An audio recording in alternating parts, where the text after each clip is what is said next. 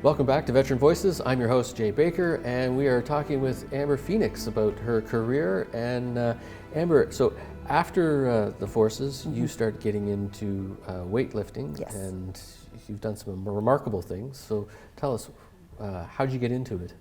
So I actually got into it while I was in the military, and I didn't really know what I was like. I've been weightlifting since I was 13 years old, but Okay.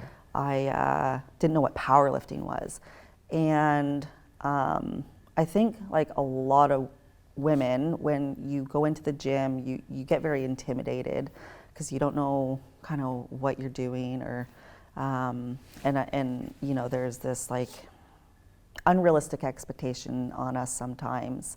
So for me, I just always felt the most confident when I feel strong, physically strong. Like I've been Okay. a competitive athlete my whole life. So when I got into powerlifting and realized like how much weight I could actually lift just naturally without training, I was like, well, this is kind of cool. And you know, I started getting into competitions, and the atmosphere of a powerlifting competition is like nothing you'll ever experience. Like you know, you have people from all over the world in some competitions coming, and like you don't even know each other, and they're out there cheering you on. Oh, You know what I mean? Like even if it means that they're gonna lose, they still want you to make that lift. Right.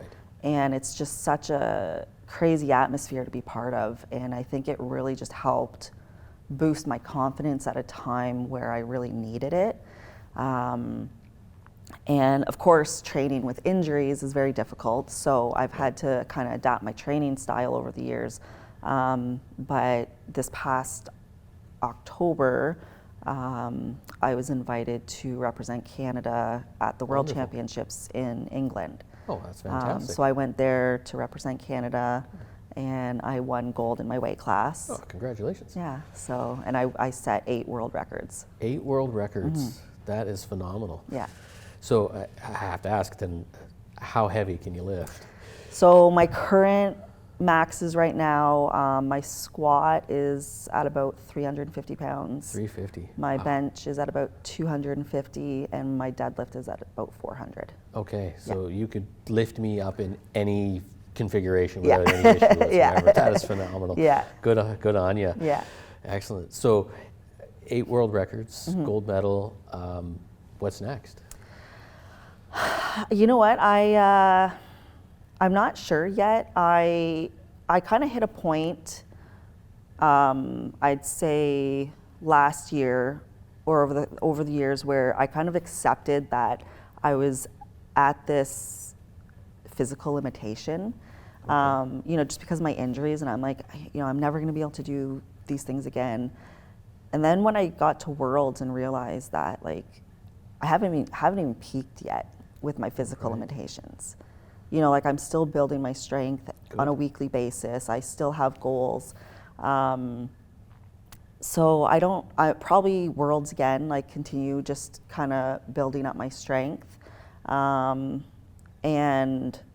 just go from there and see where it takes me. Maybe the Arnolds.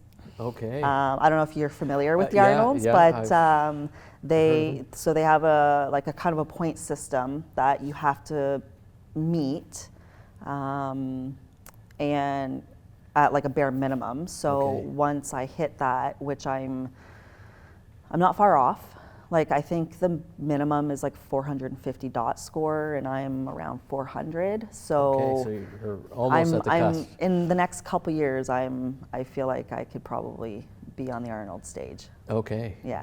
And so I know, like, with all of the physical limitations that you had, you know, in the military and the hip surgeries and stuff like that, what was it like when you're now on the podium receiving that gold?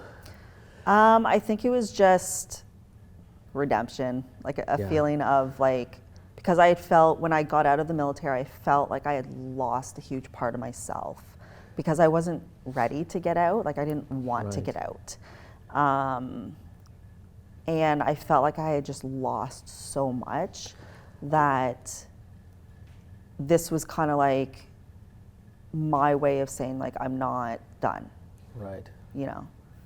Yeah, and that loss of identity when you do retire medically, and it's not your choice. Yeah. That hurts. That hurts a lot. It's hard to accept. And sometimes it's easy if you don't have something else to focus on and Yeah. another project or a goal.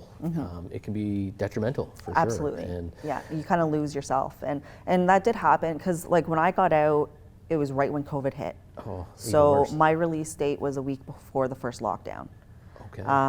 And at the time, my husband and I actually owned a gym in Pembroke.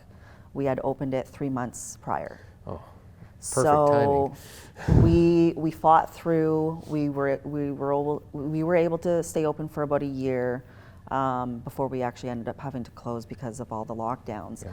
But I think those 2 years where we were all just forced to stay inside and not socialize and not communicate with anyone, that like hit me really hard because I just didn't know who I was. I was like, Right. I can't, like at that time, I had just gone through my second surgery and I was in such physical agony that like I couldn't move, I couldn't function, and I just lost who I was. I didn't even recognize, where I was or my life. And so it was getting out of that. The one constant that I had in my life, like obviously other than the support of my family, Right. was powerlifting. And focus on that. that and- is what really got me through